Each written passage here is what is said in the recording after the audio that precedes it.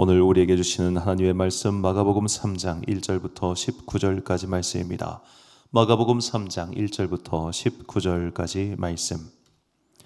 저와 함께 한 절씩 교독하시겠습니다. 예수께서 다시 회당에 들어가셨다. 그런데 거기에 한쪽 손이 오그라든 사람이 있었다.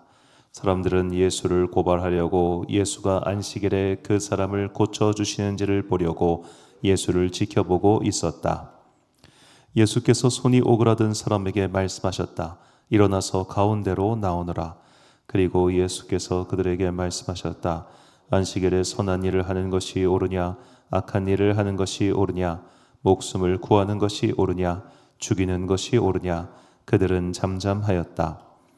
예수께서 노하셔서 그들을 둘러보시고 그들의 마음이 굳어진 것을 탄식하시면서 손이 오그라든 사람에게 말씀하셨다. 손을 내밀어라. 그 사람이 손을 내미니 그의 손이 회복되었다. 그러자 바리새파 사람들은 바깥으로 나가서 곧바로 헤롯 당원들과 함께 예수를 없앨 모의를 하였다. 예수께서 제자들과 함께 바닷가로 물러가시니 갈릴리에서 많은 사람이 따라왔다.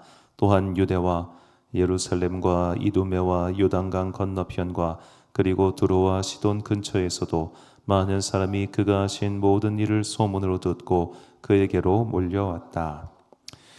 예수께서는 무리가 자기에게 밀려드는 혼잡을 피하시려고 제자들에게 분부하여 작은 배 한 척을 마련하게 하셨다.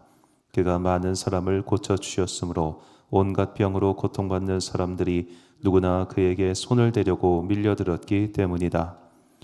또한 악한 귀신들은 예수를 보기만 하면 그 앞에 엎드려서 외쳤다. 당신은 하나님의 아들입니다.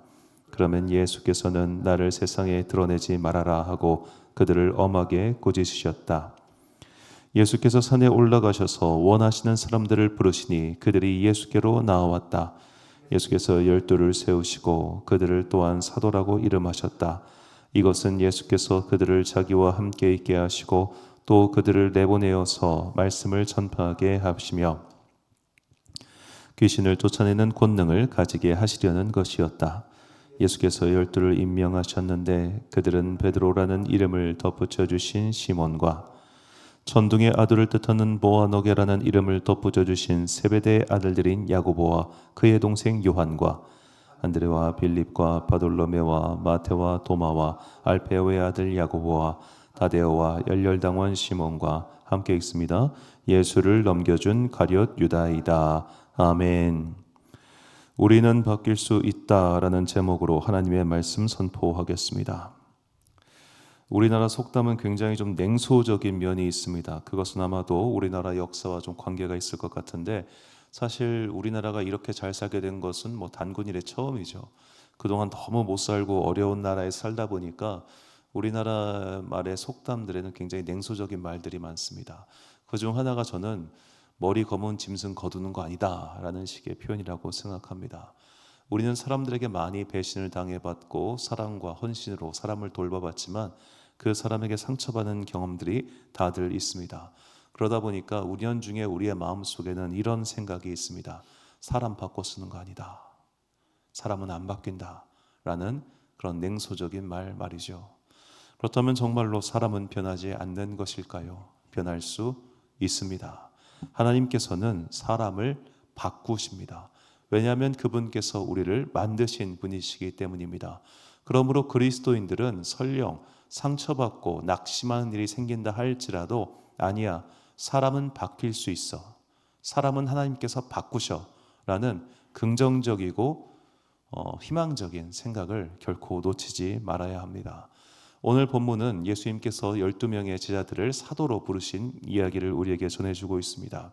이 12명 가운데 오늘은 정말로 예수를 만남으로써 그들의 인생과 성정까지 변했던 두 사람의 이야기를 우리가 좀 보려고 합니다. 오늘 본문 17절을 보니까 세베대의 아들 야고보와 야고보의 형제 요한이니 이 둘에게는 보아너게 곧 우레의 아들이란 이름을 더하셨으며, 자, 이 표현, 이 17절의 세베대의 아들들 야고보와 요한의 별명이 나온 책은 마가복음밖에 없습니다. 다른 복음서에는 이들의 별명이 등장하지 않습니다. 마가복음의 중요한 특징이기도 한데요. 마가복음에는 아람어가 많이 나옵니다.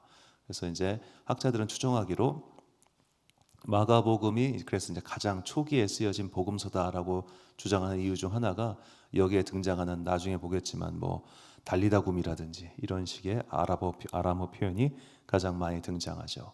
자, 이 보아노게라고 하는 아람어가 어떤 원형이 무엇인가에 대해서는 두 가지 설이 있습니다. 라암이라는 단어인데 이것은 천둥처럼 큰 소리를 내다라는 뜻으로서 소리에 집중한 단어고, 또 바라크라고 하는 단어가 있는데 이것은 번개가 번쩍이다 라는 뜻입니다. 그러니까 성경에는 이 천둥과 관련된, 그러니까 천둥 번개라고 하잖아요. 천둥 번개 우레. 그러니까 천둥은 결국 번개가 친 후에 나는 소리고, 또 번개는 빛이지 않습니까? 그러니까 빛과 소리에 대한 단어가 각각 있습니다. 자, 이 소리에 관련된 것은 주로 하나님께서 말씀하시다라고 할 때 우레소리를 발하시다라는 표현으로 구약 성경에 등장하고, 그리고 빛, 번개가 번쩍이다라고 하는 것은 주로 시편을 보니까 시편 18편 14절에 화살을 날려 많은 번개로 그들을 깨뜨리셨도다. 그러니까 번개는 하나님께서 적들을 때려 부수실 때 보통 사용하는 단어입니다. 그러니까 이 우레가 됐든 번개가 됐든 중요한 것은 이런 현상들이 그 당시 사람들로 하여금 하나님께서 소리를 발하시고 하나님께서 누군가를 치시는 이미지와 연결했다는 거죠. 자, 이런 연결된 이미지를 누군가에게 붙여놨습니다. 그것이 소리가 되었던, 번쩍번쩍하는 빛이 되었던 간에 이 야고보와 요한 두 형제의 성질은 보통이 아니었다는 게 되겠죠. 이들의 성격이 딱 나오는 장면이 누가복음에 나옵니다. 누가복음 9장 53절과 54절을 보니까 예수께서 예루살렘을 향하여 가시기 때문에 그들을 받아들이지 아니하는지라. 제자 야고보와 요한이 이를 보고 이르되 주여 우리가 불을 명하여 하늘로부터 내려 저들을 멸하라 하기를 원하시나이까. 자, 이 장면은 예수님께서 사마리아로 내려가시는 길입니다. 이제 정확하게 이제 갈릴리에서부터 예루살렘을 내려가는 길이에요. 그 중간에 사마리아가 있는데 여기를 잠시 들으셨습니다. 자, 여기서 이제 묻고 가실 수 있는데 사마리아 사람들이 당신 예루살렘으로 가는 거예요? 그럼 우리 이렇게 하는 장면이 나오자 이 야고보와 요한이 흥분해 가지고 주님 명령하시면 제가 기도해 가지고 여기 그냥 싹 다 불질러 버리라고 하나님께 간구하겠습니다. 이렇게 말을 하는 겁니다. 자, 이 장면이 되게 뜬금없죠. 쥐들이 뭐라고. 그런데 이들이 이런 말을 하게 된 이유가 있습니다. 바로 직전에 뭘 경험하냐면 변화산의 기적을 체험합니다. 야고보와 요한이 베드로와 함께 셋이서 그 변화산에서 예수님께서 그 신령한 모습으로 변화한 모습을 보고 나니까 자기들이 뿜뿜하는 거예요. 그래가지고 어딜 감히 우리 예수님한테, 그리고 그런 기적을 체험한 나에게 감히 니까지 것들이 그냥 확 다 불로 싸질러 버릴까 보다. 이런 게 이 둘의 습성이었다는 겁니다. 자, 그런데 이 사람들이 나중에 어떻게 되느냐. 자, 세베대의 아들 야고보는요, 첫 번째로 순교한 사도입니다. 오늘날 스페인 산티아고 순례길 끝에 있는 산티아고 데 콤포스텔라라고 하는 도시가 있는데 그 도시에 그의 유해가 있다라고 전설처럼 내려오고 있지요. 그리고 그 또 다른 동생 요한, 그 사람은 사랑의 사도라 불리는 요한복음과 요한서신, 요한계시록의 저자인 장로 요한입니다. 자, 이렇게 성정이 급했던 사람들, 말 많고 시끄러웠던 사람들, 그들의 인생이 예수님을 만나 변했습니다. 한 명은 가장 먼저 순교하여 순교의 첫 열매, 아름다운 영광의 면류관을 썼고, 또 다른 사람은 오랫동안 살아서 그리스도 예수의 사랑을 전파하는 사랑의 사도가 되었습니다. 이처럼 하나님께서는 그렇게 성격 급하고 성정이 좋지 않은 그런 사람조차도 만나고 바꾸셔서 사용하시는 하나님이십니다. 그러므로 우리는 우리 자신에 대해서도, 그리고 그 사람에 대해서도 결코 포기해서는 안 되는 겁니다. 사무엘이 사울을 만났습니다. 아직 왕이 되기 전 청년 사울입니다. 그 사울에게 이런 말을 합니다. 사무엘상 10장 6절 말씀에 내게는 여호와의 영이 크게 임하리니 너도 그들과 함께 예언을 하고 변하여 새 사람이 되리라. 아멘. 여호와의 영이 크게 임하면 사울 왕과 같은 사람, 그런 사람도 새 사람이 되더라는 겁니다. 물론 그는 변하여 새 사람이 되었지만 다시 변하여 타락의 길로 갔죠. 변하여 새 사람이 된 것은 그 변한 습관을 평생 유지하기 위해서는 정말 많은 노력이 필요하기 때문입니다. 오늘도 성령 하나님께서는 각 사람에게 임하셔서 그들의 인생의 방향을 바꾸시고 생각을 바꾸시고 악한 습관들을 떼어내고 계십니다. 성령님께서 임하셔서 술을 끊고 담배를 끊고 폭력을 끊고 마음속에 가득한 온갖 분노를 끊는 사람들이 얼마나 많습니까? 그렇게 변하는 사건들이 일어남에도 불구하고 우리는 그저 내 옆에서 일어나는 그런 자질구레한 사건들 혹은 나 자신을 보면서 그래, 사람은 안 바뀌어, 사람은 바꿔 쓰는 거 아니야 라는 냉소적인 말을 하고 있습니다. 정말로 그를 위해서 얼마나 기도했습니까? 또한 그가 성령님을 만나게 하기 위하여 나는 또 얼마나 많은 노력을 했습니까? 그런 것들을 하지 않은 채 우리가 냉소적으로 아유 그래, 인간은 바꿔 쓰는 거 아니야, 고쳐 쓰는 거 아니야, 이렇게 말해서는 안 된다는 것이죠. 하나님께서는 사람을 지으셨고 또 사람을 바꾸십니다. 얼마든지 하나님께서는 그렇게 하실 수 있습니다. 그럼 왜 그렇게 하실까요? 바로 당신의 영광을 위하여 그렇게 하시는 겁니다. 하나님께서는 당신의 영광을 위하여 사람을 사용하십니다. 그를 바꾸십니다. 그의 내면의 모든 것들을 새롭게 창조하십니다. 그런 하나님의 역사가 성경 안에 많이 나와 있습니다. 물론 우리가 그럼에도 불구하고 그냥 성경의 이야기는 성경의 이야기야, 내 삶에선 그런 일이 일어나지 않아라는 그런 냉소적인 태도를 아직도 갖고 있다면 먼저 그것을 바꾸게 해달라고 기도하십시오. 내가 변하는 게 더 쉽습니다. 남이 바뀌는 것보다 일단 내가 바뀌는 게 제일 쉬운 거예요. 우리가 사실 살면서 주님 저 사람 좀 바꿔주세요, 저 사람 성격 좀 고쳐주세요, 그런 게 더 할 때가 왜 없겠습니까? 당연히 있겠죠. 그런데 그렇게 다른 사람을 바꿔달라는 기도에 앞서 먼저 나를 바꿔달라고 기도하십시오. 나를 바꿔달라고 기도하고 내가 어떻게 하면 바뀔 수 있을지를 고민하고 실천해야 됩니다.